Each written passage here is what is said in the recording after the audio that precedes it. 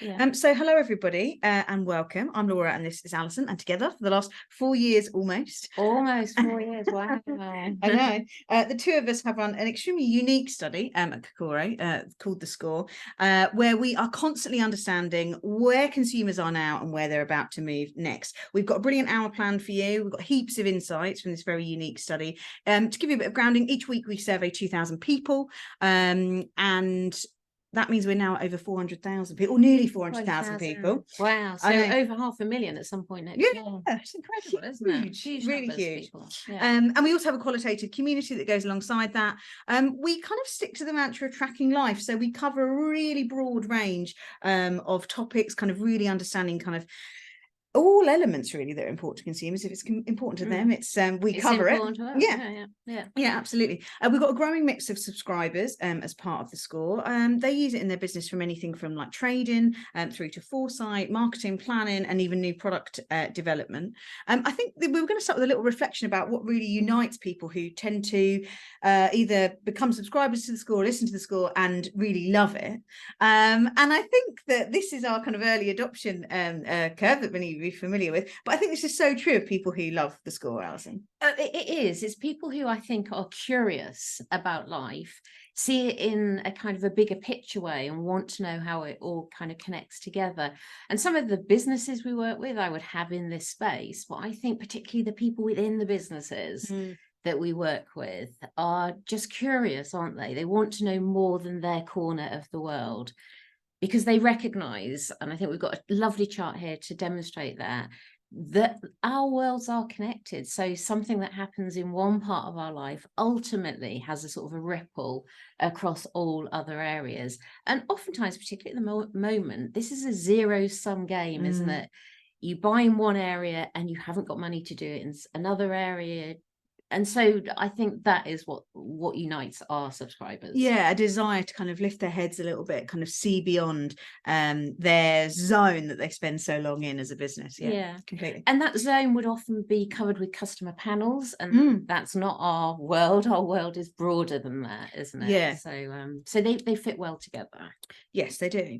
So we've got a lot to share. I think a really good hour planned. We're going to kind of take it fast. For anyone who is sat there thinking, oh, I'd like to use that chart, and is kind of desperately trying to screenshot, you don't need to do that. Have to. All of our clients will get access to this today, and anyone else we will be sending a link to later on this week, so you'll be able to get slides and a recording replay. And how would someone get that? Just get in touch? Or? Yeah, well, you can get in touch. Yeah, you can get in touch for those. Yeah.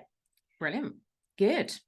Let's go. Let's go. So, Laura, our sort of lead metric over the last 3.5 years, almost 4 years, as you point out, has been net optimism. It's important to say in normal times before the pandemic arrived, it ran at 45, a very solid 45 net score for a good number of years. It's been a roller coaster, hasn't it, over the last 3.5 years? We find ourselves, obviously, at the right-hand side of this chart here, in a moment of relative resilience. Yeah. And that comes from where? I think this is absolutely coming from a kind of personal hope, isn't it? This is kind of a moment where we've managed to block out some of the noise, some of the chaos, focus in a little bit more on ourselves, and in there find kind of moves forward. And it really is kind of a very resilient. We've been in that average kind of yellow zone for a sustained period of time now. Yeah, and it often comes down at this time of year, and even that is staying relatively kind of firm. Laura, we often reflect on this chart, and I think it is a really important chart to kind of keep in mind. Look at the yellow bars first of all. That's the proportion of people terrified about finances. It grew tail end of sort of 21 into 22, peaked around that sort of mini budget of 2022. It's steadied since then. It's still much higher than it was, but that steady state feels relatively okay for us, and we'll come on to look at how we've achieved that. But the white line is the proportion of people who say their life feels normal. And our life isn't normal, it's just manageable at the moment, I think. Yeah, I think we've adapted to it. People still talk about, I used to fill up my car without thinking. I used to kind of go shopping and not kind of worry about it all that much. So we are still a long way from that kind of sensation, but it does absolutely feel more manageable. I think it just goes to show the journey that people have been on. Look at this My Life Feels Normal line. Look for how long it sort of blipped down. We went out of one storm kind of straight into the other. It's been kind of a volatile period. Yeah, we had a moment between the sort of pandemic and cost of living crisis where we had an semblance of it, but yes, it's not there. So we've seen fears about our money come down a little bit, still higher than they were before the cost of living crisis came along.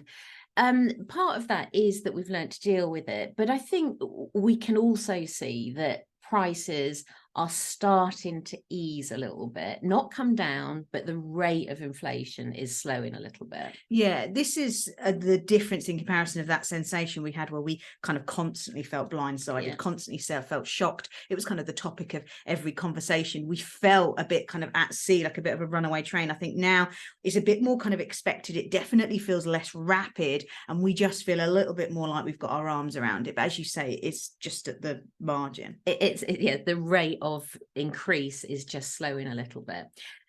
Laura, look at the left-hand side first of all. I feel hopeful for the year ahead. So that has been creeping up. And, you know, early in the year, we talked a lot about how surprising it was, really, given everything that was going on, how kind of that had got some sort of growth in it. And we certainly feel more hopeful than we did a year ago. And you've already said most of that is coming from within. We're finding it within ourselves to kind of see a kind of path forward. But we have to be realistic that 2024 is not going to be a brilliant year from an economic point of view and from our own financial point of view. We can see on the right-hand side, can't we? GDP growth, 0.6% this year. It's only going to be 0.7% next year. We had been more hopeful of something bigger than that, but we heard at the autumn statement last week that that wasn't the case, that it was going to be a bit lower. So sort of 2024 sort of less bad than 2022, but it's not going to feel great.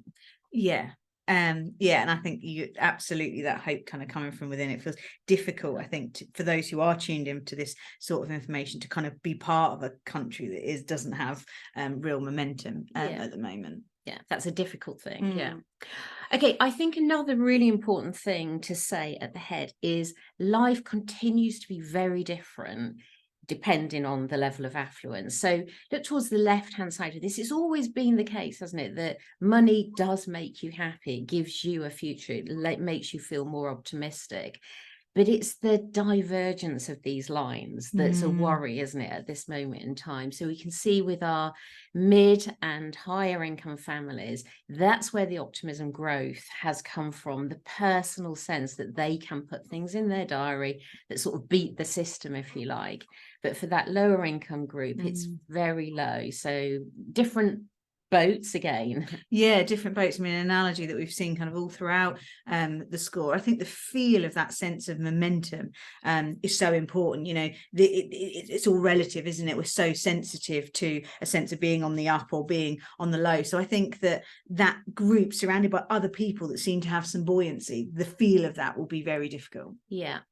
And we're just going to show two charts here of how this is translating into behaviours. So on the left-hand side, you used a restaurant last week, right-hand side, been to a large-scale event in the last week. So again, it's always been the case that richer people can afford to do more of these things.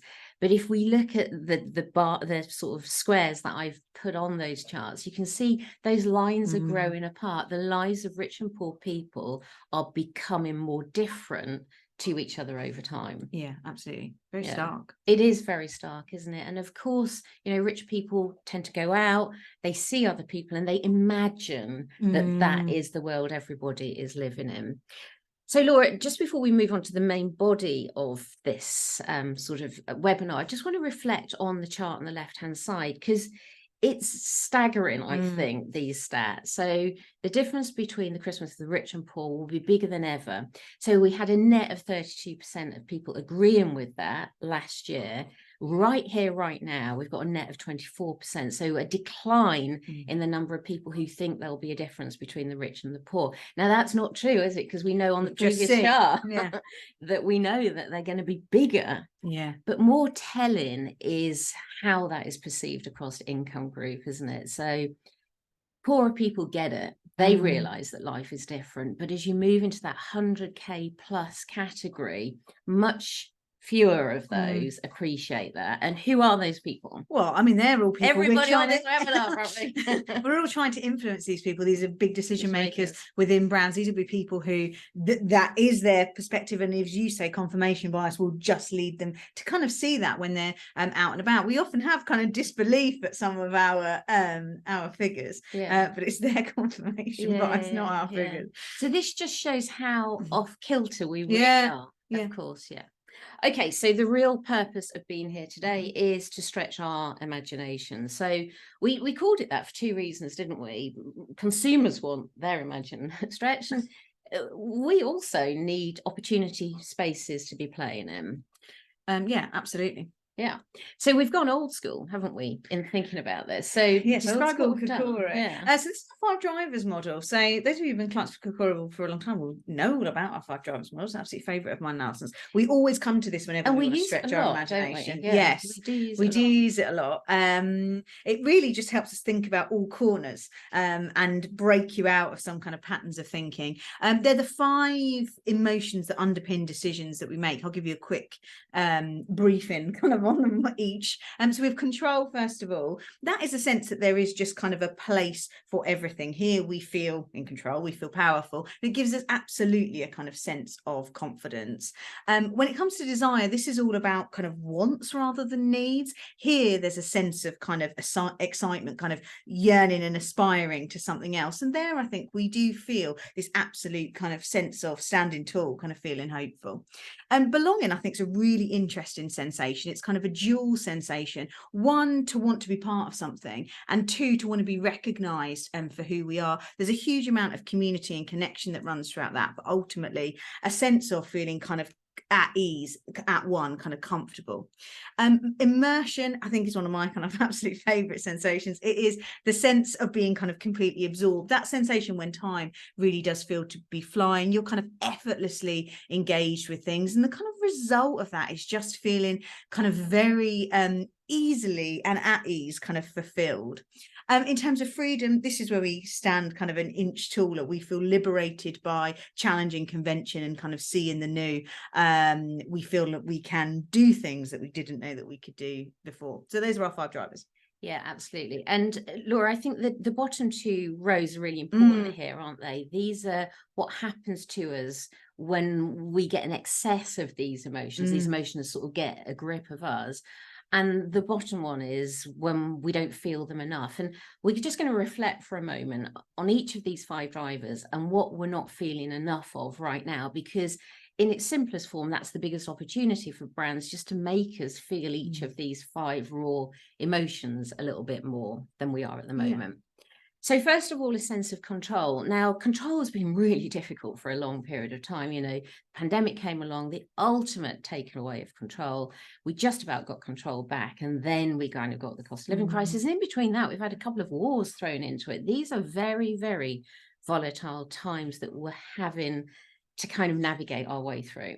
Yeah, absolutely. I mean, the news is kind of full of these sorts of things, and we do feel wobbled by them. They seem to be coming from every possible angle. Things that we have had trust in, that trust has become eroded. We get anxious just about how much these things get talked about, how much they crowd our lives, our conversations. We also get anxious when they're not getting talked about. You know, I talked to you, didn't I, that, you know, people seeing petrol prices, like, why is no one else worried about this? Why isn't this in the press everywhere like it was before? And I think that this just goes to show kind of how vulnerable we are in this sensation, that it gets talked about and we feel worried. It doesn't get talked about and we feel worried. We're just kind of on edge, I think. Yeah, absolutely. So that's a sense of control. Let's move on to think about desire, and what are we lacking there? Well, we're often lacking the money to do everything that we want to do, and that eventually means that we become bored with life. And that's a terrible sensation, because basically desire is about motivation. It's the fire in your belly. It makes you get up in the morning. It's the thrill of the chase, isn't it? And at the moment, that's clipped. Yeah, this is kind of working hard to make ends meet, and there being no prize kind of at the end of it, the reward being to do it again, rather than kind of real playtime, kind of something to reward ourselves with, treat ourselves with, make us feel like it was kind of all worth it. Yeah, so lack of desire, and particularly amongst young people, and Mm, that's a real kind of sadness, isn't it? Let's move into the area of belonging. So the pandemic, I mean, even before the pandemic, digital connection had sort of dispersed us. We were all able to connect, but in very separate locations. The interesting thing is what's happened during this year in terms of the number of time we've met up with family and friends. And it has been very significantly always really below last mm, year's level. Um, and Laura, that is staggering, isn't it? That we're allowed to see other people. We do know that we feel lonely. We've got more figures to show that, yet we're not seeing each mm. other.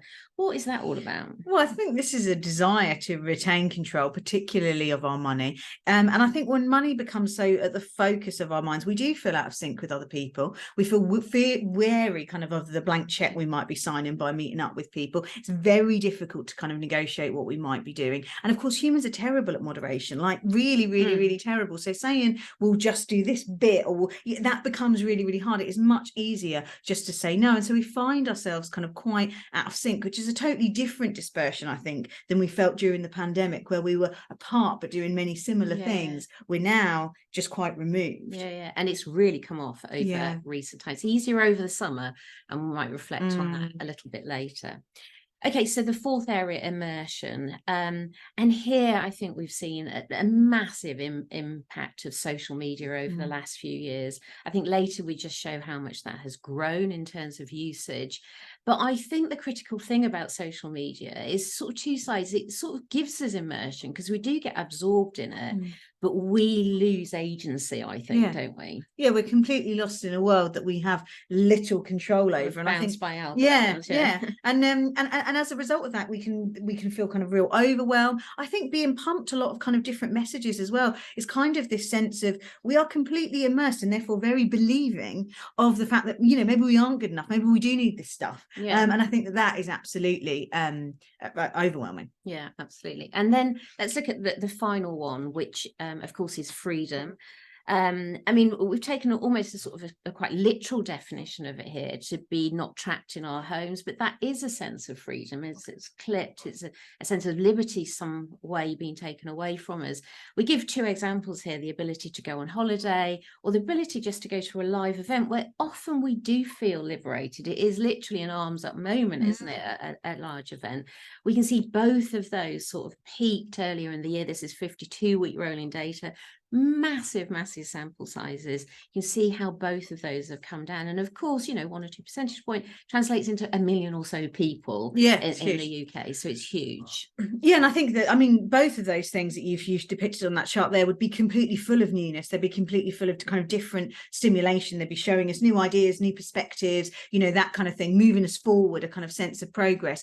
The replacement of those, which is kind of a walk or going to the park or those sorts of things, which is littered with familiarity and kind of sameness and the similar, doesn't kind of stimulate us in the same way. It doesn't lead to that sensation of being liberated. Okay, so we're lacking in some ways on every single one of those drivers at the moment. Yes. Okay, so exciting chart here, Laura. 2x2 matrix, primary driver across the top, secondary driver down the side.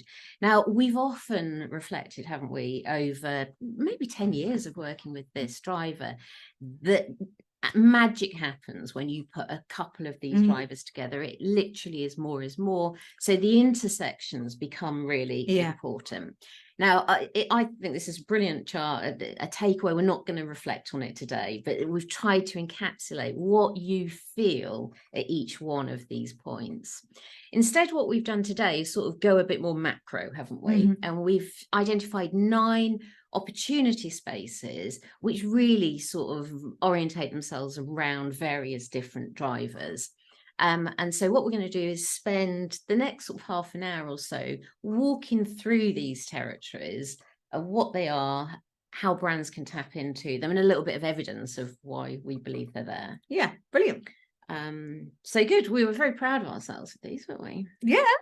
Because, you know, I always say this, and it is important to say that when we present these, people say 2 things. Oh, I knew that. Which, of course, is hindsight bias, isn't it? That when you present something that feels so right, you feel you knew it. Well, you didn't.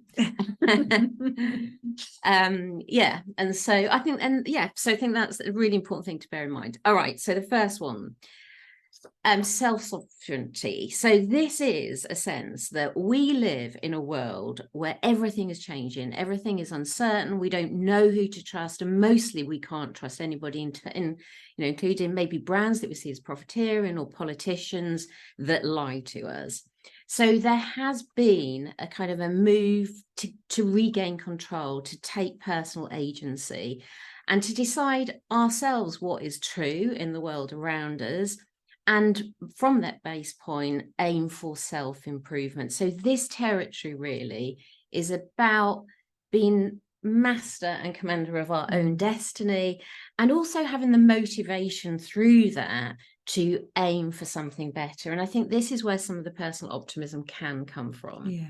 So Laura, evidence of this is when we look at hopes for 2024, we look at a long list of wishes.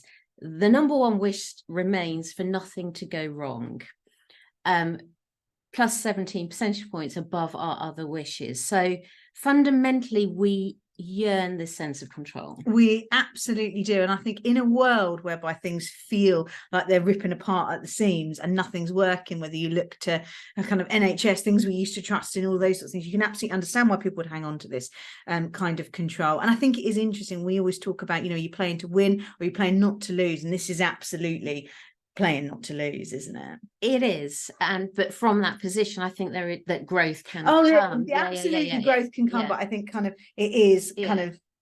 I mean, I always joke about this, but I think this is me skiing, that I can go down any piste in my own way, at my own speed. And I think this, isn't it? It's the slow and steady progress over time gets you to a good place, versus somebody who sort of tumbles down a bit off piste and then can't ski for the rest of the holiday. It is all about firm foundations. And so we can look at the personal priorities on the left-hand side. So I think this is a space that is going to primarily tap into things like money and health, mental well-being, of course, relationships too. But this is about solid foundations. Yeah, absolutely. I think here what we really want to feel is stronger. We want to feel kind of empowered, I think, to make really informed decisions. This is about gaining skills. It's about gaining knowledge. I think anything that feels quite tailored to us, or maybe kind of one stop. I think that idea that something is ticked off, that something is covered, that we have done, that we are kind of moving forward, kind of feels good. So whether that's the AI assistant that gives us 2 extra hours in the day, or whether that's some kind of nutritional benefits that literally is a 1-dose kind of solution. That's absolutely stepped kind of towards wellness. Platforms that help us master some skills, that actually make us feel more in command of what we're doing. Any sort of trackers, those sorts of tools that can monitor progress, make us show and prove that we're on track. And I think anything in the realm of either tools or influencers or books or any of those sorts of things that help us be kind of financially literate, help us kind of plan that little bit, all of that I think is that mastery. I have to say, I think I must be very drawn to this platform because I do love to track and do, and then I move on to something else and tracking and doing. So I can absolutely get this. This is about you as master in control of your own destiny. Second territory, the simple life is a good life. And again, I think this is a function of the times that we're living in. It's been very demanding, particularly of late, in terms of the amount of money that we've got to spend. And therefore, I think we've discovered over this year the appreciation of doing simple things, everyday life, finding comfort and security from a slightly smaller life. But I think as we go through next year, this is not going to just be about retreat. It's about contentment. It's about predictable rhythms that again give us a sense of control. So this, I think, is about stability and having enough discipline that you can just about maintain the status quo. Yeah, absolutely. This is about kind of contentment, isn't it? I think feeling good with a bit less. A bit less. And I think it's how would you describe it as different to the previous one? The previous one is probably a bit stronger, action, grip. This is gentler. This one is like, come on, Alison, keep going. This one This is is about, hey, steady. Alison, yeah, take a breath. You've got this. Mm. Yes, yeah. And this can be nice. Mm. And why we think this will maintain is this is really a lot of the pattern of this year. This is where we've evolved to this year, and it's somewhat paid off. This is the net change in how we think our life has sort of progressed over the last year. When we asked in 2022, of course, we're in negative territory. We're still in negative territory on quite a lot of these things, but less in negative territory. So we've improved around our money, our health, our mental well-being, and we want to keep that. That's a really important sensation. These are huge gains, I think. We can absolutely feel this, can't we? We feel slightly more rested, slightly less kind of fretful. I think like we feel better. So we absolutely want to protect that. And I guess we've learned in protecting it, just make sure that we create me time. And that's often why we want to stay at home. It's often why we don't want to see too much of other people, because that challenges some of this. Yeah, I think it's so interesting that even when we've been looking at Christmas, which is a time where people's major hope is to see people, and there is a huge desire for connection, they want to spread that holiday over several days, etc. Actually, this collage was also one of the second, like, pitting for top position. We want both connection with others and that time for ourselves, and we are so drawn to this sense of connecting with ourselves. We want to protect those gains that we've made in terms of us feeling better. Absolutely. So give us some ways that brands might tap into this. I think anything that delivers a sense of contentment is really important. This is about comfort, finding joy in kind of small things. And I think as a result of that, home naturally sits at the heart of it. I think we've got a sense of kind of progress, of improvement around home, maybe in terms of updates or kind of favorite spaces, those sorts of things. I think we also need some space and kind of help sort of hiding the ugly stuff. We are at absolute peak space. Things like the washing absolutely gets us down. We want a space to kind of relax in. So I think anything kind of home-based really speaks to us. Also kind of gentle, long-form kinds of entertainment. So whether that is great content or some different kind of games and stuff, like these 4-hour-long games where you solve a crime, that kind of thing. I think anything that cues for us to slow down. So that could be quite sensory things, whether that's lighting or candles or scents, but those sorts of things that tell us to take it slow. And we endlessly see this obsession with sleep, and I think that top of the list of people's kind of health wants, isn't it, to sleep well. So this is, in a sense, well-being. You know, if you were going to wrap this up, very sort of holistic, quite gentle well-being. Not retreat, not giving up. It's finding a slow, steady path through life. Okay, so the third territory we've called thrifty thrills, and in a sense, we know we've had to be really careful with our money. And there was a time last year where we really took that to the extreme. We weren't switching our heating on. We were not letting ourselves have any treats. This is the sort of moments of release, isn't it? It is about affordable, guilt-free pleasures.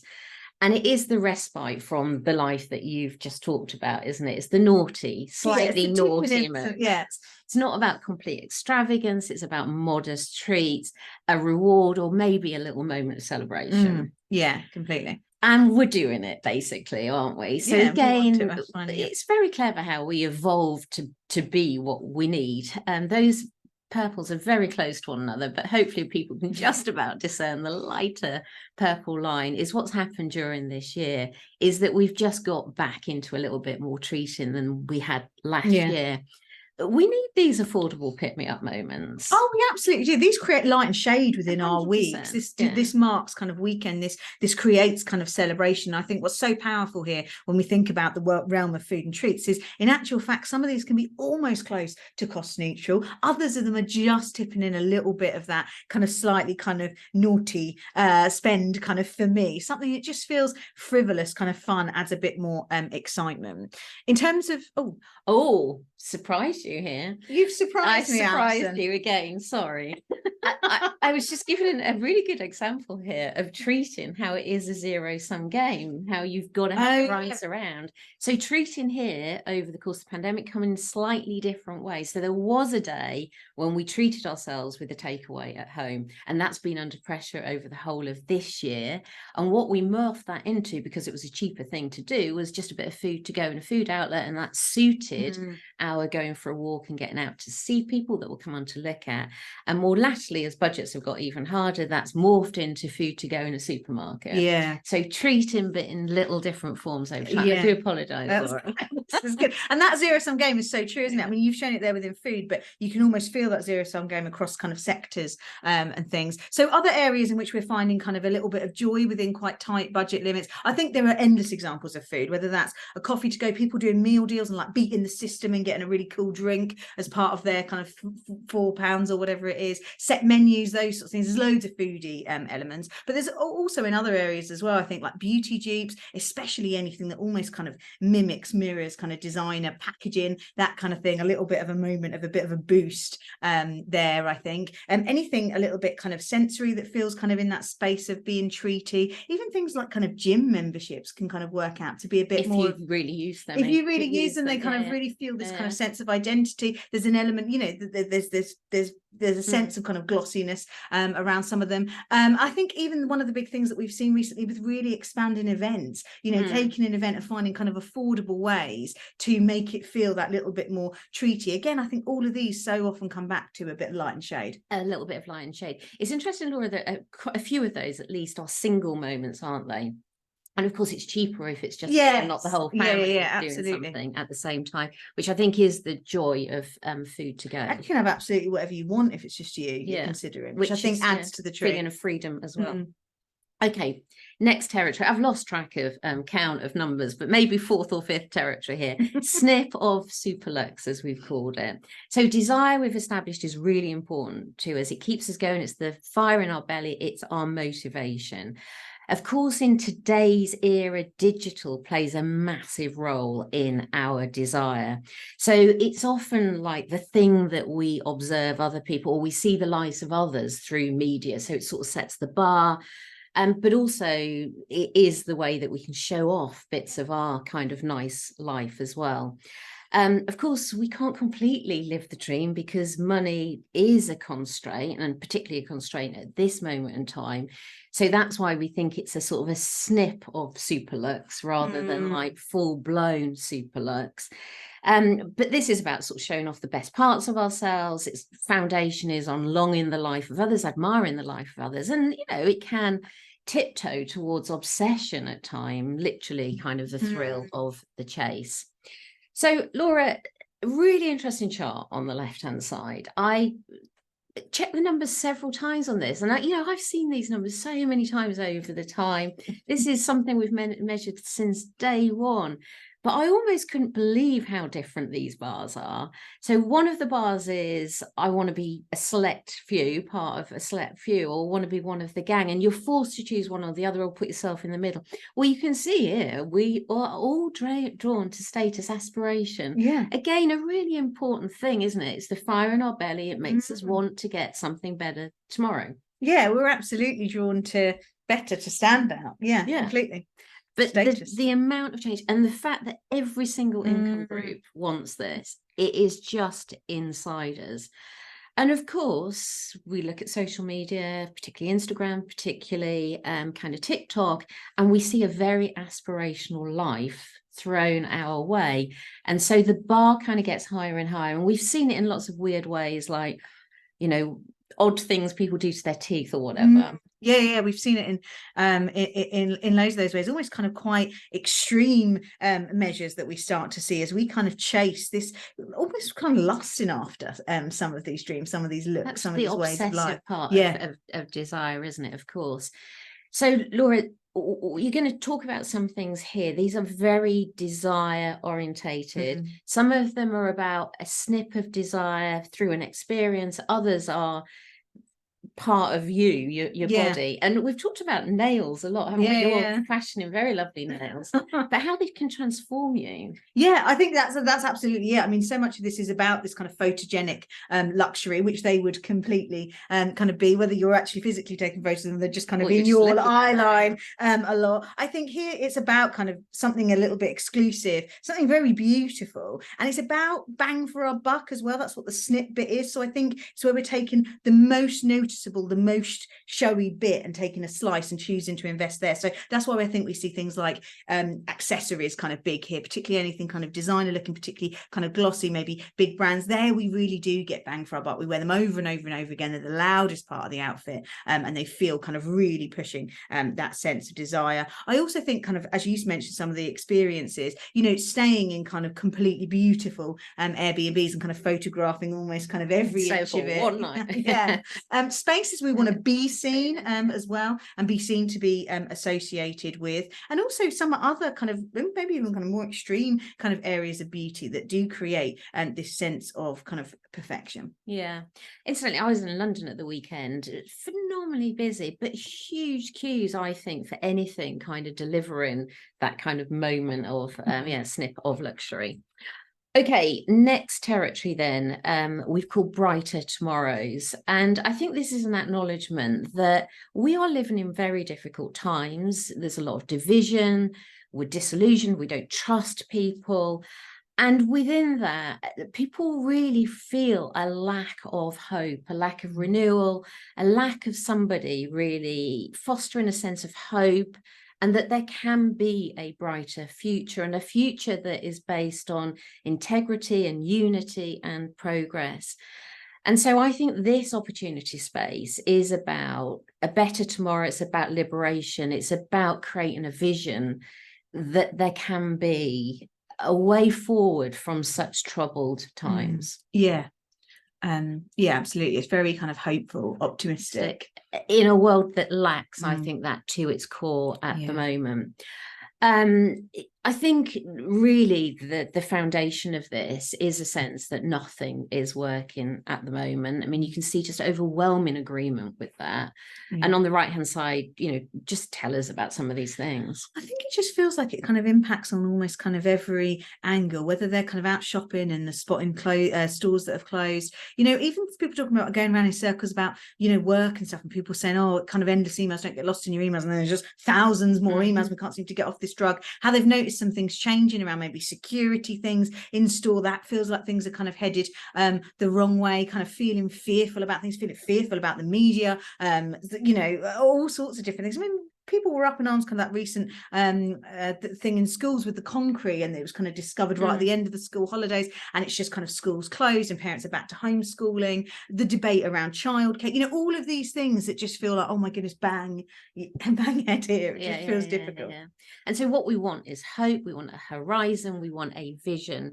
And on the left hand side, I think really powerful evidence that only if you have goals and a vision and a horizon can you really feel a sense of optimism, because that is the desire, it's the motivation that gets you up each day and works towards that horizon. And we've spoken about that before, haven't we, that as soon as you have a horizon, you don't get so knocked along the way, because it's just a trip along my journey over there. It's not a trip and where am I going from here.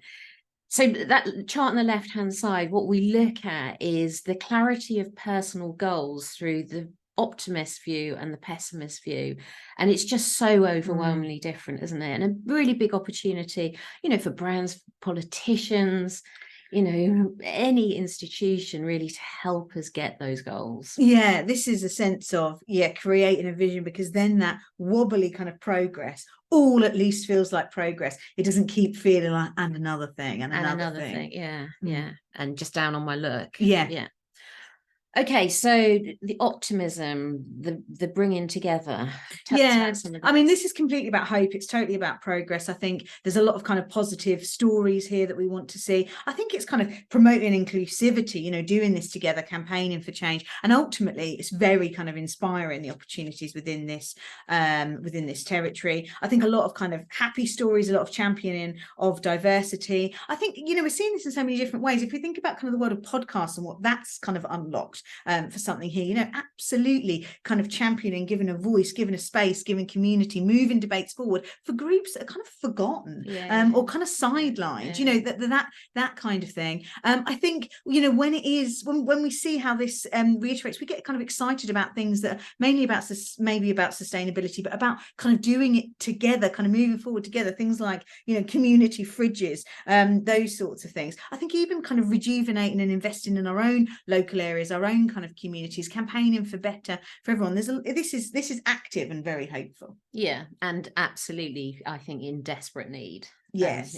Of the moment, because I think, of course, if you've got a big audacious goal in life, you can actually endure quite a lot of hardship in pursuit of that. So it almost like powers you through kind of difficult times as well. Okay, next territory, warm encounters. So we know we've become dispersed. We've given evidence, haven't we, of people seeing fewer people this year than they did before. And a lot of our interactions increasingly has become of a digital nature. Now, digital interactions can be brilliant on so many levels, but there is still a lacking of them in terms of the authenticity, the warmth, the sort of the only, the essential qualities that you really only get with person-to-person interactions. And I think there's also a spontaneity and I'm not sure what's going to happen in a setting with a lot of different people kind of all coming together as well. So we think this is about community, it's about bringing together, it's about kind of doing it in a really inclusive way. But again, there's an aspiration about this. This isn't down at heels. It's not going back to an old school kind of pub, but it is replacing, I think, some of the qualities that people might have got from a community pub in years gone by. Yeah. So our evidence for this, well, we've already shown part of the evidence that we've seen fewer people this year, yet we know as humans are kind of made to be with other people. It's what sets us apart, our ability to cooperate on scale. And when we ask people outright, how do you view the amount of time you spend in with other people, too little or too much, then there's a massive swing towards too little. So we know we're short on it. Yeah, I think, the last few years, a lot of people have seen their friendship circles shrink. There's been a lot of debate about, how even as an adult do you make new friends? There's an acknowledgement that do we need to make new friends? We've got these other friends that we keep kind of cancelling on or not managing to quite kind of make happen and quite see and kind of connect on a deeper level. We're absolutely kind of finding this rich connections difficult. They're kind of harder to come by.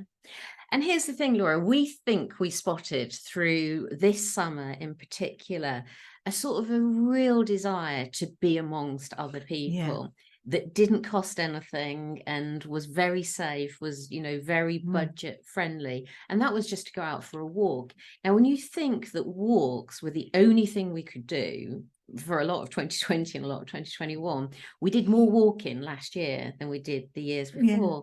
And this is an untapped need being tapped into here, isn't it? Yeah, it completely is. This is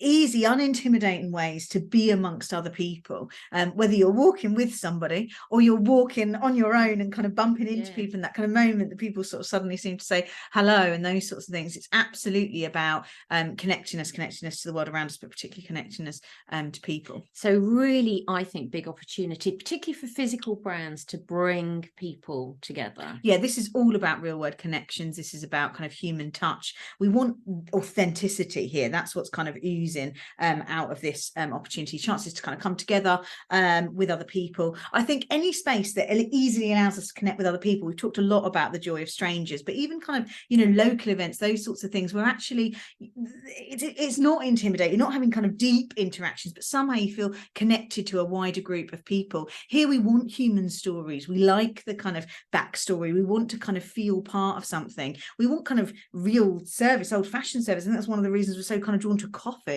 And our pets, of course, very kind of pets are so instrumental in this, aren't they? They are. They're the people that they introduce it to other people, aren't they? You put a pet in and people talk to you. Yeah, absolutely. And what's kind of more authentic than that? I think kind of really interesting things that we're seeing, like that there are these whole games now, which basically it's not about winning. They're just kind of conversation starters, and you actually have really nice kind of richer, deeper kind of conversations. I think some of the things we're seeing kind of spin off of podcasts, like members groups, live recordings, developing of communities, random people from podcasts then meeting each other and starting a little spin-off thing. What some of the stuff we're seeing around kind of solo things, bringing people together, I think absolutely, lots of kind of human connection and absolutely, I think, healer for some of the difficulties we've been through. Okay, moving on to the next territory, we've called it bite-size escapes. So I think, look back to our pre-pandemic life, and we think we were mad. We were overly busy. It was excess. We spent too much money. We ran round in circles and we weren't present. So I think we don't want to go back to that. I think we've got some evidence of that as well. But of course, we do like experiences. And so we're looking now for the ones that kind of fit into our new way of living, which is a bit smaller, a bit more home-based and more budget-friendly. And of course, these escapes are going to be about trying to either rediscover or find your passions. It's about connecting with other people and maybe doing things with other people in a sense of teamwork. And ultimately, it's that sense of immersion, the absorbed in a different kind of world. Now, here's the evidence that I don't think we want to go back to the experiences of old that often took over several days. It absorbed a lot of money. I mean, I think a hen do would be a really good example of this, wouldn't it? That we don't want to go back to that kind of 3-day in wherever, spending a fortune. Yeah, I think that sense that, oh my goodness, it was so wasteful. We did it without questioning. It just feels too kind of excessive, too busy as well. I think kind of actually the kind of sense we were left with at the end of it isn't one of fulfillment. It's one of, oh my goodness. Where did that money go? I need another weekend now to recover. We don't, I think we look back and we think, how did we do that? Why did we do it? So it is telling, isn't it, on that metric of I want my old life back. We're an all-time low on that, and it's suddenly kind of come back as I think we've got a little bit busier. We can we want to put brakes on that kind of existence. You know, the other thing, and I know I've watched time, but you moan about me tracking everything. And like, as soon as you start tracking your sleep, you don't want to do all that, because you realize that if you drink till 12 o'clock at night, you don't actually sleep after that. So it's all part of, like, they're all connected, aren't they, Laura, in our little globe? They are connected. But we are missing something of kind of escape and moments. We give an example here on the left-hand side. Of course, we've become more terrified our finances come down, but through all of that, we've kind of thumped on at really wanting to prioritize travel and holidays. So you kind of bring those together, don't you? And you are really looking for immersion on a smaller, more budget kind of scale. Yeah, and this is about opportunities to say yes. I think there's something about having kind of guardrails around us that make us feel we can kind of play. It's escape, it's mindful, it's enjoyable, but it's also manageable. And so I think this is where we get things that are just kind of like neatly and nicely and happily constrained, like going for breakfast. You know, it's at a certain time of day, you're unlikely to be having alcohol. It's unlikely to kind of merge into several courses, move into something else. You might go for a walk around. Yeah, exactly. Even kind of like bottomless brunch, those sorts of things that we're perfect kind of guardrails thing. I think even breaks that are kind of really immersive, they truly feel like escape, but you're going for kind of one night and just absolutely soaking up what that is supposed to feel like, kind of being in the middle of a field, that kind of thing. I think anything that creates these sort of boundaries, like these 40+ rows where it starts at 12, finishes at 10. That's perfect. Even spaces within our homes where we can create this little kind of slice of escape that we can kind of keep Tell me what this woman's got in her ear. Oh, these are like these earplugs, and essentially what they do is they allow conversation to permeate but no background noise. And I really think that that's kind of some of this sensation, helping you just kind of really enjoy the moment, be kind of present. Very good. We are getting through them, break the mold. So this is really all about, we now live in a time that is unprecedented, and particularly in terms of, I think, money, and not just the amount of money we've got, but then the amount of money things like houses cost us.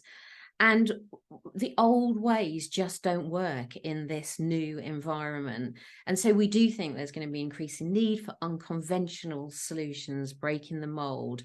Reform, I guess, is the essence of this. It's sort of challenging the status quo and finding alternatives.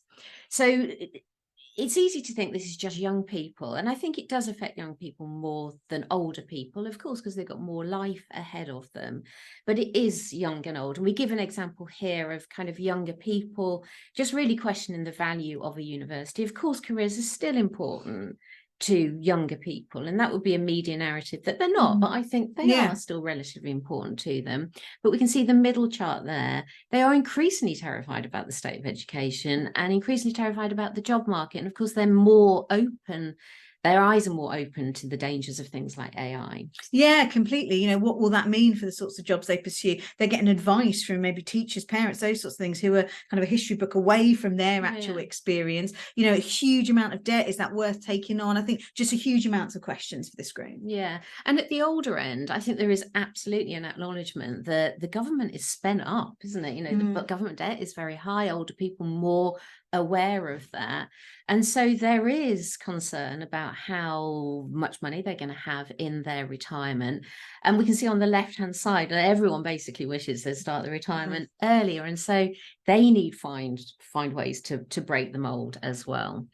So Laura, unconventional paths. I think people are going to be very interested in these. Yeah, this is rethinking norms, challenging convention, finding completely new ways forward. Now, lots of them do, I think, sit in a space of work, whether that's about rejecting traditional education or having kind of the tools to start our own businesses, thinking about maybe pivoting careers, different careers, side hustles, working on the road, 4-day weeks, all of those sorts of things. I think also just a challenge to what people might expect, solo anything, solo restaurants, solo going to the theatre, those sorts of things. I think even shining a light on kind of alternative lifestyles and just actually how many people are really kind of embracing that, whatever that is, whether that's kind of child-free or anything else. It's kind of this sense of rethinking kind of and being empowered to rethink. Yeah. Strong liberation. Okay, last formal territory, natural rhythms is what we've called it. And ultimately, we think this is a recognition that life has become broken, our old life. Many aspects of our life are just bonkers in many ways. So this now is a movement back to sort of time-honoured practices and lifestyles, natural rhythms, back to kind of fundamentals. But it's not in a nostalgic way. This is in a contemporary way. I think it's about revitalizing them. It's making them modern and timeless rather than just going back in time. So it is about a life that, and I think ultimately can lead you to something of self-sufficiency. We give a couple of examples here around DIY. So really interesting, I think. Found a recipe online. Of course, it zoomed up through lockdown, came down in between the cost of living squeeze. But as the cost of living squeeze came in, we began to sort of turn to sort of cooking again. And it sort of fulfilled us. It's given us a pastime. It is a healthier pursuit. And so DIY in the broader sense, not in kind of paintwork, has sort of blossomed, we think, over the course of this year. Yeah, this is a kind of work it out yourself, create it yourself, whether that's kind of beauty based, something for the home, food, anything. I think it's kind of, I can start from what I've got. Yeah, within, absolutely. And we can see even in terms of diets, there's sort of a return to natural as well, with, as they're saying, big health risks around sugar or ultra processed food at this moment in time. So Laura, briefly tell us about what this is. Yeah, this is about taking kind of traditional ancient knowledge and moving it into where we are now, kind of finding modern ways to work with it. I think it's kind of acknowledging the natural world and seeing how that can benefit our physical and mental health, whether that's, you know, cold therapy, rejecting ultra processed foods, silent retreats, those sorts of things that are actually very enjoyable to do, like growing our own, ways in which we can find kind of hobbies, whether that's drinking beer or making pots, back to real, back to kind of more kind of ancestral things, adapting to seasons, thinking more about the area we live in and being local, you know, those kinds of things. I think, yeah, there's a wisdom that we want to move forward with. Yeah, absolutely. And of course, I think our bodies really are adapted to this rather than the last 30 years of doing the kind of odd things that we've been doing to ourselves. So Laura, we have got those 9 opportunity territories. I think over the next few weeks, we're going to really look at these in more detail and understand how they might appear across different sectors as well, and sort of play with them. And we're absolutely kind of creating more evidence, stress testing them quantitatively at this moment in time. People often say 9, of course, is too many to hold. It is. 3 is even a challenge, and 1 for a woman of my age. So we thought we'd finish off by just saying, okay, so if you had to sum it up and think about one strand that kind of could bring all of those territories together, you've summed it up in terms of be kind to yourself. That will be a mantra for this year. Yeah, completely. This is about us kind of zeroing ourselves, centering in on ourselves, kind of putting ourselves first that little bit more, that hope coming from something personal, the optimism, the progress. What can I do? How can I move forward? And we think really it's broad enough to cover almost every territory. Emotional territory, yeah. We give just a couple here, don't we? You know, it could sound selfish. It could sound like we're sort of anti-belonging, but actually we think this comes from a foundation of, if I'm good myself, I'm in a good place to help other people. Yeah, completely. That we can't kind of deplete ourselves in a bid to kind of move forwards. That's never going to work. Yeah. So it definitely sort of taps into that, and also ultimately it's kind of liberating, because it gives you a sense of control, but also you've got the ability to kind of find yourself. And so on the left hand side, next year we want to say true to yourself. We've got a very clear net of people agreeing with that, but a 7 percentage point increase on last year. What is that all about? Well, this is a very powerful sensation, isn't it? This is whatever's going on, kind of, I can find a route forward. I can kind of find joy. I think this is about centering in on ourselves a little bit more, easing up on ourselves in some ways, literally kind of being kinder to ourselves, putting some kind of boundaries in, maybe to help kind of protect some of the things that we absolutely want. But yeah, this is about just do you kind of sensation. Just do you. And I think finally then, a few examples to bring that to life. I think in lots of ways we almost need permission and nudges to do this. This is why influencers that give us that get so much kind of traction. I think kind of almost like help doing some of this stuff. It does feel unnatural to start with these books of boundary making scripts and things.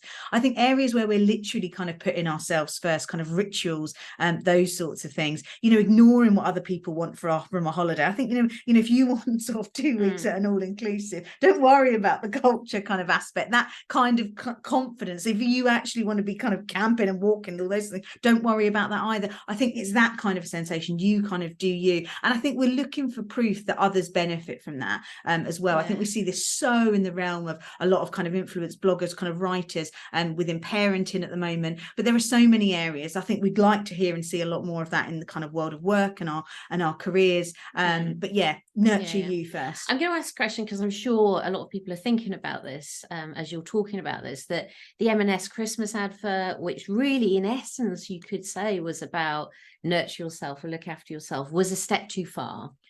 Yeah, I think that's missing the bit that it then kind of fills up other people. It's absolutely about saying no kind of at the right moments. But it's also about that kind of appreciation for other people. And I think it's about doing it for you, your kind of whole tribe, maybe, rather than just kind of you singularly as well. Yeah.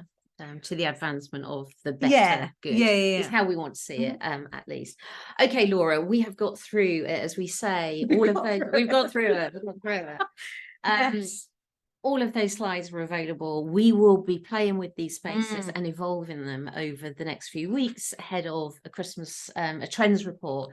But for anyone who's interested, doesn't know about the score, Laura, just briefly tell us what the score is. We are constantly constantly every single day looking at these sorts of things, seeking to understand consumers, where they're going to be moving next on a whole kind of host of topics.